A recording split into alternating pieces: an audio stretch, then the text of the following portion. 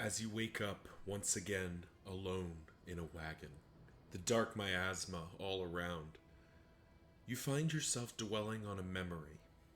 You and a friend, a colleague, their faces indistinct, but you find yourself standing with them atop a tall building looking over the edge. And your friend is telling you that the fear you're feeling is not the fear of falling, not the fear of death, but rather the call of the void, the fear that you might jump. You're not sure what kind of fear it is that grips you every time you wake up in this wagon. After all, there is no death, there is no end, but there is the void. But as long as you keep pressing, as long as you keep pushing forward, the flame of hope still flickers. And perhaps an end will eventually present itself. For now, the cheery candle of the crossroads beckons. It's time to meet your companions. Hey, what's going on, everyone? It's Loki Oren, and we are back in Darkest Dungeon 2. Apologies up front for my voice. I am still somewhat recovering from my recent bout with COVID. I tend to get kind of lingering coughs, so my voice is still a little bit chewed up despite the time. But at the request of Kiryu, we're going to be checking out a new formation today. This is the Carpenters. So let's meet our team. Rear line here, we've got our good friend Al-Hazred. He is a wanderer with ascetic and braggart. Braggart's not very good on him, but ascetic we can deal with. He's in the 4th rank, and we don't have great ways to move him forward. So really, we're just looking at potentially binding shadows as a way to generate unchecked power or chaotic offering. And I think in this case, I'm actually going to try... Let's see, how do we do this? That's a source of combo. That's a chance at combo. Sacrificial Stab is not reliant, so we might be doing something like this, but the unfortunate part is that this means Al-Hazred cannot reliably do anything on the front ranks unless he's got Chaotic Offering. We need to find a way around that.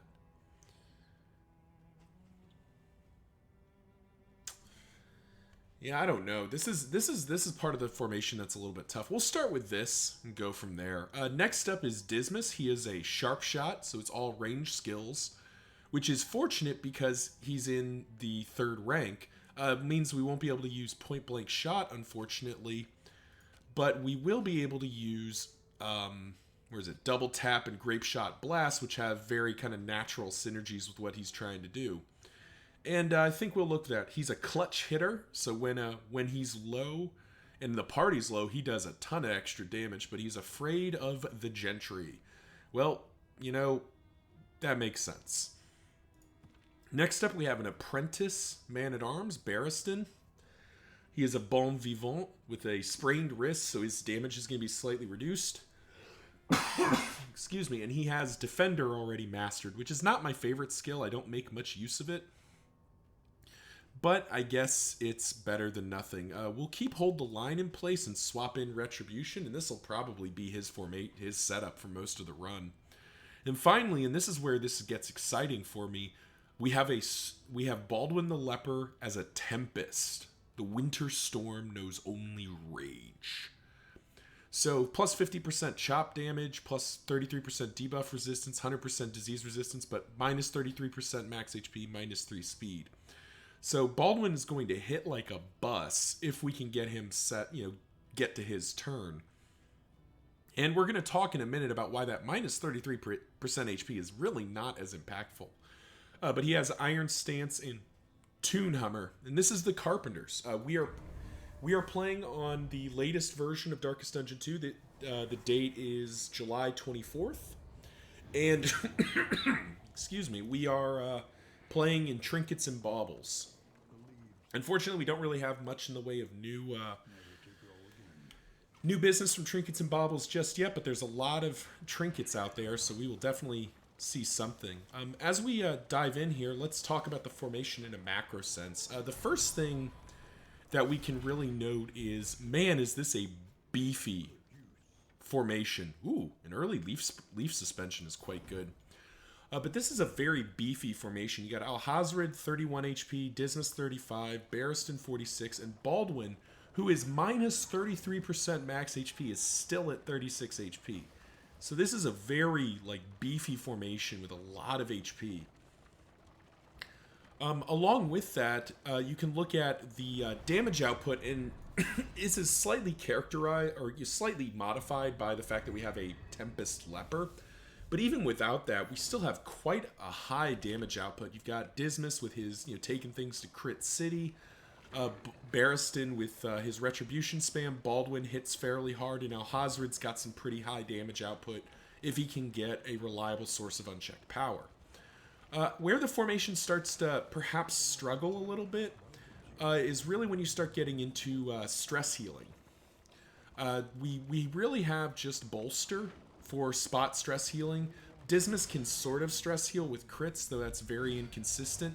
And the Leper can take care of himself. He's still, Sigma male grind set, so we'll always have that. But we definitely don't have as much as we potentially would like, given the way the game has recently been kind of being played. But as we smash this fight, the other thing to highlight is that we have very little in the way of damage over time effects, which is quite good against the Seething Sigh. We just don't have, Baldwin doesn't do anything with dots, Barristan doesn't do anything with dots. Dismas can generate bleed, but Open Vein is not very good baseline, and it's even worse with Sharp Shot. And Alhazred, technically you have, Amnesis and Malediction, but neither of those are very exciting. So it's a very kind of weak dot performance. And then finally, from a healing standpoint, the party's pretty stable. It kind of matches with its beefiness. Barristan and Baldwin, the Man-at-Arms and the Leper, can both take care of themselves. Dismas doesn't do anything, and then we have weird reconstruction for spot healing. So overall, talking about the formation, very beefy. Very, very good damage output, though you struggle a little bit with certain ranks. Very weak damage over time. Okay to mediocre stress heal, and okay healing with a lot of selfish healing. That if you can get the damage onto Barristan and Baldwin, you're in pretty good shape. So let's see where we're going first. So we've got... So a Heatwave Sprawl is kind of scary, but we'd be getting the uncommon Seashell. Apply on hit, intimidate skills, give combo, gain when hit, if bleed, plus 2 damage, minus 10% damage taken per negative token. That's quite interesting, but that's a scary Sprawl. 500 Hope is not interesting. It's basically Sluice or Sprawl here. So I want to go for the Sluice, get the early level up. We'll have other opportunities to go to the Sprawl, but I think, I think we still go to the Sprawl. As scary as this is, we're going to be taking a lot of burn, and we do not heal dots or damage over time effects very well. I think we still go to the Sprawl, and the reason is that the librarian's trinket is still going to be pretty important, as we'll boost Baldwin and Barristan's HP up here. Wow, that was a very good set of playing cards. Of course, it didn't give us a whole lot, but we've got everyone moving in the right direction here. You've got Iron Stance, right? So we'll just put that there. Put that there, and we should be good. Pipeweed, that does something. None of this is very exciting, though. And we do have, we got Braggart, I wouldn't mind getting rid of. Fear of Gentry, Sprained Wrist, I wouldn't mind getting rid of. Yeah, I think we just save our relics. Mastery Point, I think it has to go, unfortunately. It has to go into Bolster. We need to make sure we have access to at least a modicum of stress healing.